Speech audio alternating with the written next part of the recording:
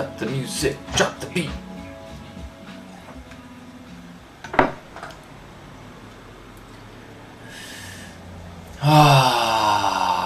Welcome to a Tuesday afternoon, Hugnation.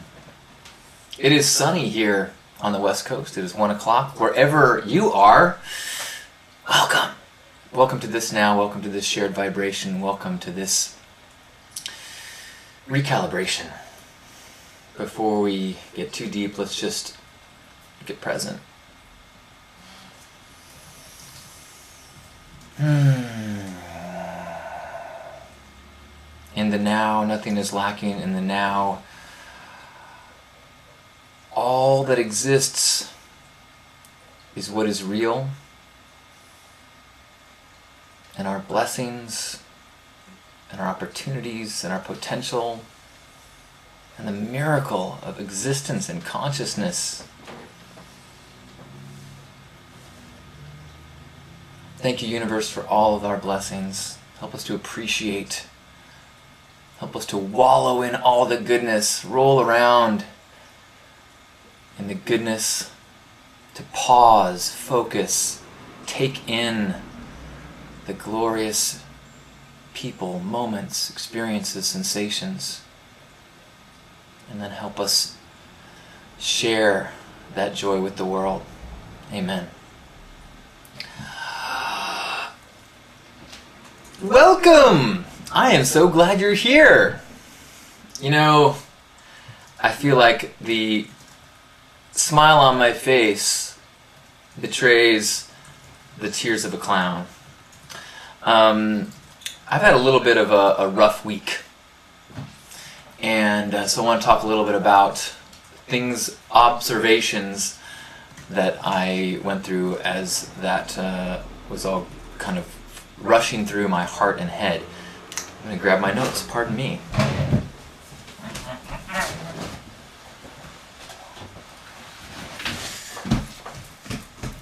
Notes schmotes. I don't know why I didn't print, that's alright.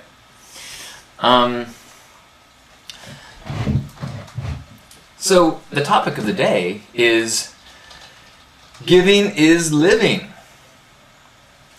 And I want to go a couple days back to set the scene for why that is so strong in my head right now. I've had kind of a rough week, and I could blame it on situations and circumstances and things. I could blame it on the upcoming solar eclipse, or actually currently happening solar eclipse if you're watching this live. If you're watching the archive, did you hear about the eclipse? It could have to do with what's it called? Mercury retrograde, or I don't know. The upcoming 2012 countdown to Armageddon. But really, I had an experience this week where I was physically unhappy. I was physically noticing my body as I was in this place of congestion. And to the point that it really made me think a lot about the years that I was on medication and the clear differences that I noticed during that chapter of my life when I was on medications, and how, to me, it's so blatantly obvious how much brain chemistry affects our moods, our feelings. Everything is brain chemistry, but clearly if you have something askew in brain chemistry, it makes the challenge of getting happy or being active or getting out of a rut so much more challenging. And so, as I'm observing myself in this state, I started to kind of ask a bunch of questions. I've been very lucky most of my life of not having to spend too much effort worrying about my diet, or, I'm not to be gluten-free or things like that, or no allergies. Now, to be fair, I've been a vegetarian for a long time, and I eat very little processed foods, and I eat very little dairy or egg, but as I'm witnessing myself feeling this way, I'm like, maybe I need to be very more careful. Because one thing that I do binge on is sugar. Sugar and carbs. Man, I've got a whole mouthful of sweet tooths. And I looked at the calendar and realized that, oh right, we just had Halloween. And in years past, well, right before Halloween this year, I went to my cupboard and I realized that I still had some Halloween candy from last year. I held these gross suckers and sour things that I just hate. And so even though they've been in my cupboard for a year, even in my most bingy moments, I still never ate them. I have no desire to put those things in my mouth. So I was like, well, this year, when I get Halloween candy, I'm going to get stuff I like. So if I don't hand it out, I'll at least have something to bring to festivals where I allow myself to eat a little bit more loosely. You know, I like to get things like Snicker bars to go to festivals where I just am trying to get calories into me. So I bought these, mini packs of all sorts of Twix bars and Snickers and Milky Way, because I'm like, that sounds pretty good. I could definitely chow on a couple of those. A couple. What was I thinking? And then I remembered, right, that's why you got the gross sour ones 2 years ago, because before Halloween even happened, I had gone through a third of the candy that I had purchased. At least a third.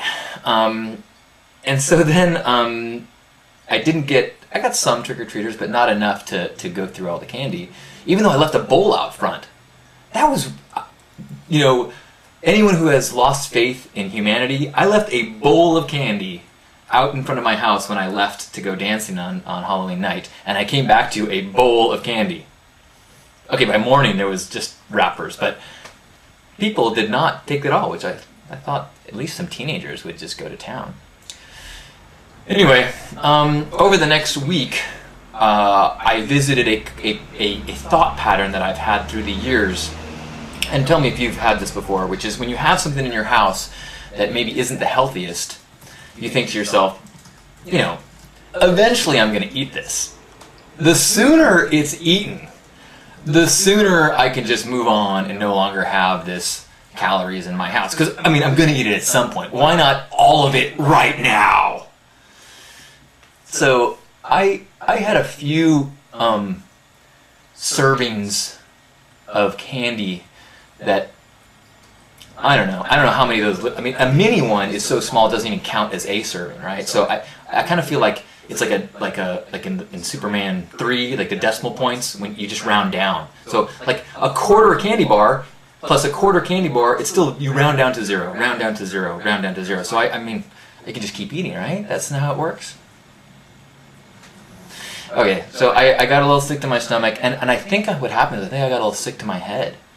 I think that this huge amount of sugar messed with my mental state more than I've ever experienced before, or more than I've been aware of before. Maybe it has, but as I get more disciplined and more aware of the way this body, this physical thing works that I'm inhabiting and enjoying, the more I realize that the more I understand the effects of certain behaviors and fuels. So that's one thing that I'm now going, is it just sugar? And trying to become aware of how addicted I am to sweets. And then, or are there other things in play? Are there other potential food allergies that are affecting me? Because I clearly felt yucky. And it's an interesting, spiral that I try not to get too deep into, which is that as I have gotten more and more comfortable, skilled at life and happiness and coaching, and as I feel more like in the last few months, I've talked about how I'm feeling like more comfortable saying, trust me, I'm happier than I have ever been, and I've learned a lot, and so listen to me. That's great when I'm like in my highest dun joy man. But when I'm like, I feel like this, and I'm full of candy and despair, then I feel like, what the hell? Who am I to be giving any sort of positive quotes or, so that's a potential dangerous spiral for me to go into. Who are you to, which is tough because in the last few years, who am I? That has become more of my identity. I'm a Hugnation guy, I'm a life coach. I'm a joy advocate. Well, as all this is happening too, I was getting excited there's a thing happening right now this week on the Daily Love, Maston Kipp's project, where he's been interviewing a bunch of really powerful life coaches. And so, yesterday I was listening to his intro and a bunch of intros, and I had this interesting sensation as I'm listening to people talk where I know that I can be, and sometimes I am, just like the people talking on these interviews, full of inspirational stories and awareness and humility and inspiring words. But yesterday, I was not that person. And so I'm listening and then becoming aware of this person that is me, but it's not who I am right now. And I had this very duality, Gemini, John Halcyon kind of feeling of like, wow, I'm two people. I'm this person that can be a source of joy to others, and I'm also this person that is just struggling to get to the next day without eating another bag of candy. So, in this place, the big plus was that I was observing it. So, looking back at all of my history with cycles and struggles and triumphs, at least in this chapter, I could be proud that I was observing the situation. I was not a clueless victim. I was at least observing this thing happening. And then something awesome happened. I got a cry for help from my girlfriend. Not really a cry for help, but she has been preparing for this big event, and she's been, putting all sorts of time and resources and getting things printed and working with designers and print shops and getting all sorts of things together for this event that she's going to be presenting at. And her website something happened, and it stopped displaying a certain part of the website like it was a week ago. And the technical support at Squarespace, where she has it hosted, was like, oh, okay, yeah, we'll look into that. And she's like, I have all this advertising that is going live, tomorrow. I need this to work. And so I was like, it's been a while since I've done anything with web. I don't really know style sheets, but style sheets is what's breaking this thing. Maybe I can override it with traditional HTML if I can just get into the code and look at it. And so dug in and got into helper mode and fixed this thing that was broken. And it was the happiest I'd been in days. And it was one of those things where I know this to be true. It's advice I give to other people all the time. And yet, as it happened, I was like, right. What's the fastest way to get happier? Help somebody. Get out of you and help somebody. Do something nice for somebody else. And then a couple hours later, I actually had a life coaching appointment and was able to dig into the role of service and of helping and of being an advocate and a cheerleader for someone else's struggles and triumphs. And again, I was like happier and happier and happier. I'm like, oh my gosh, duh. The do. Duh. And I think, maybe that's why we have these stumbles and stuff, is so that we can remember. And, and the thought occurred to me too that as I am trying to play a role of coach, it's important to know what I'm talking about. And so if I, can eat whatever I want and never gain a pound, who am I and what place am I in to give advice to someone who's struggling with obesity? But if I if I have to work on it, every once in a while I, binge, oh, well then I have a much better mindset and perspective to listen, to hear, to understand, and then to reflect and say, I get it. And so one of the gifts of these funks that I have periodically is that perspective, that being able to understand and relate. Yay! I'd love to just pretend and fake and use my memory of these experiences. How about that, universe? Can we just say, I promise not to forget what it's like to be bummed? Cool? I don't think that's gonna work, but we'll try. So the topic of the day, this roundabout way that I'm trying to say, I'll do it every day, is that giving is living. Helping is the fastest, directest way to getting happier, getting more excited, to feeling better about yourself. And it's a tiny thing. It's also a huge thing. It's a huge thing because it's one of the things we talk about a lot in Hugnation, is because there is this huge vacuum in our cultural view and our cultural status quo judging, measuring stick of success, that there's very little place in there to give credit or feel proud or even recognize the importance of helping and appreciation. Helping and appreciation. Helping and appreciation, they go hand in hand. And our system is so hardwired to the mathematical exact numbers of financial success that sometimes we don't take the effort to weigh in the appreciation success. I wrote a thank you note to my dad, and I had a great lunch with him, and I was thinking about good for you for the kids that you raised, and I highlighted some of the positive things about his kids, and I highlighted my brother, and he's got this storybook family and a beautiful house, and he's got a new car, and he's got a great job, and he's got all these things that traditionally are very easy to say win, win, win, win, win. And I was like, and then you've got me, the bonus wild card son, who has these other things that are our wins. And one of those things is charitable things and giving and trying to be of service. And truthfully, he has a hard time recognizing and understanding that value.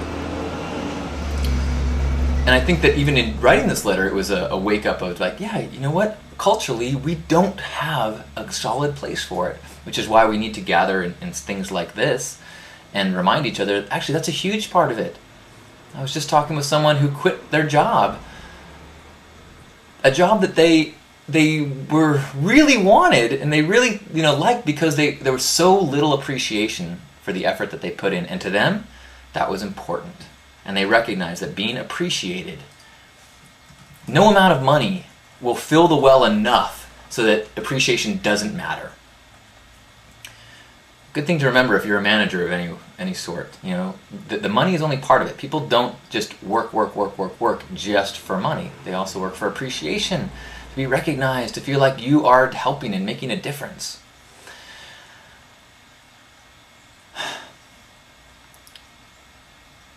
And that goes towards others as well as towards ourselves. First Saturdays is, when we say this when we meet all the time, like, look, we're not smart enough to know how to stop and fix and end homelessness.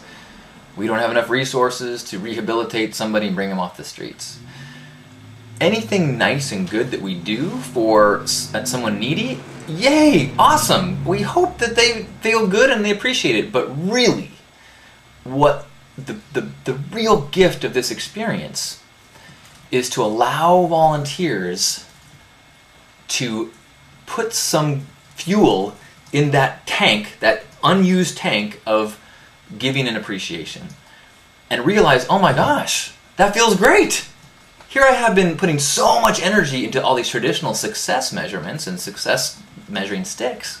And here's this very simple one where I simply do nice for someone else with very minimal effort, a couple hours once a month, and boom, I have this dramatic shift and feeling and sensation about who I am and who I am in the world. And really the big picture goal of First Saturdays is not to share resources one Saturday a month. It's to try to stimulate people in a way that they recognize, oh, I like it when I help people. It feels good when I help people. I'm a helper. I want to start looking for more opportunities to be helpful in the world, whether it's to my family, to my friends, to my school, to strangers. And that shift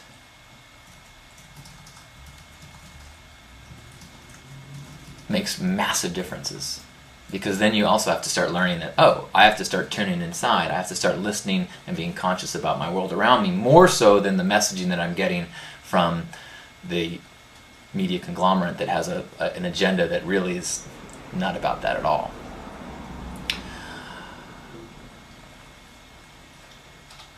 So, another thing that I noticed about this chapter of congestion and how helping was the thing that alleviated it, was that I noticed that praise did not alleviate it. Praise did not help. While I was in this place, this funk, this frustration, this congestion, I had several people contact me with these glowing words or emails about filled with thanks. And it was that didn't do it. That did not make me feel any better, to just have the words of appreciation. I actually had to do something that was giving for me to actually experience the benefit of it. Things that I'd done before that were then being appreciated now, it was nice, but it didn't resonate. It didn't, I was like, yeah. It actually made me feel more guilty, like, oh, you're welcome. I'm not that person that you think I am. Yeah. But I know that I sometimes am. And I know that all of us are on a fluctuating. I heard a great quote today. Oh, I wonder if I can find it quickly. It was, I retweeted it, so I will be able to find it, I hope.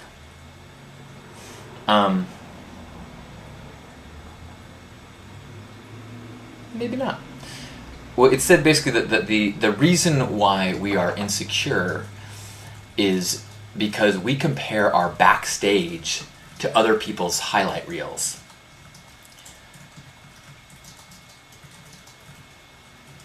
And I'll try to post on the Hugnation page who said that quote. But I love that, and sometimes it's, one of the reasons why I try to share these, like a week like this week is really a confession of backstage antics and backstage blunders, partially to make sure that people don't think that other people's lives are simply highlight reels. Being a human being means that you stumble and you trip and you get perspective so that the triumphs are sweet once again, and so that we have a human experience. Yay!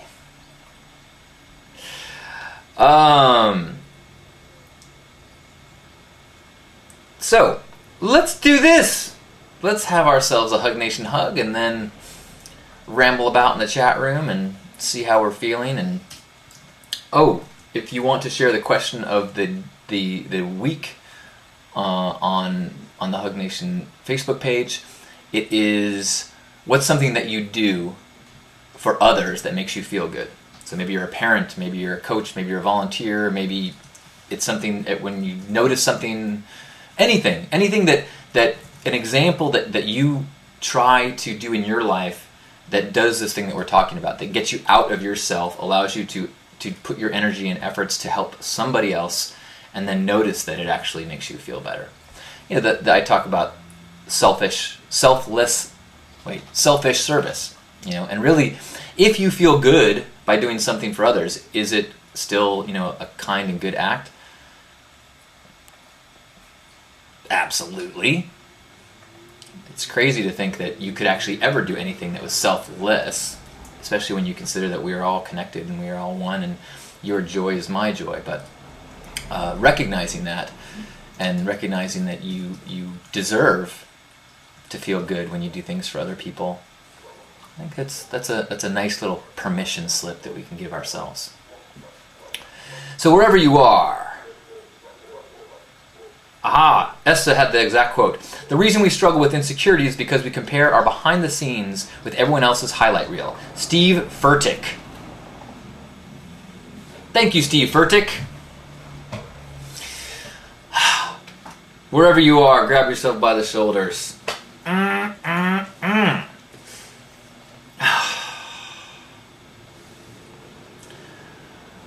And whatever ups and downs you've had this week, let's try to forgive ourselves and acknowledge that that's exactly what we needed. And as we are in this place, this now moment of connection, recognize that our highest moments are what we grow into. We start to practice seeing ourselves as, and what we practice seeing others as.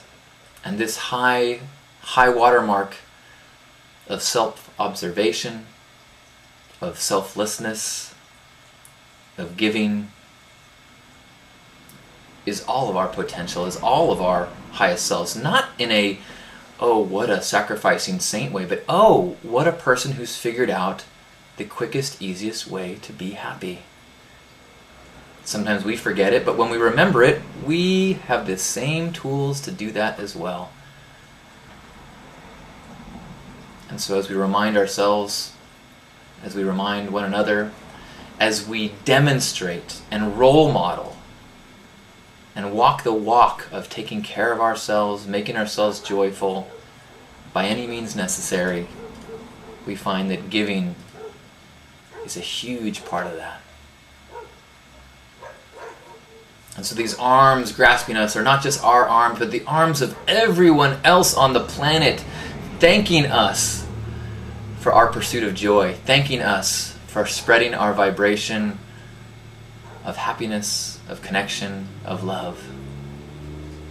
And as you squeeze in a thanks to everyone else for wherever they are on their journey.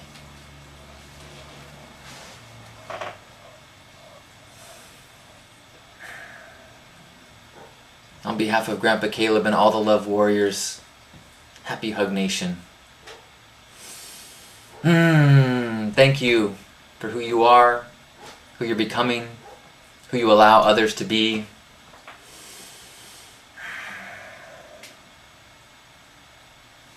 I love you, and I appreciate what you allow me to be, and all the brothers and sisters on this planet to grow into. Thank you for your faith and your love. Namaste.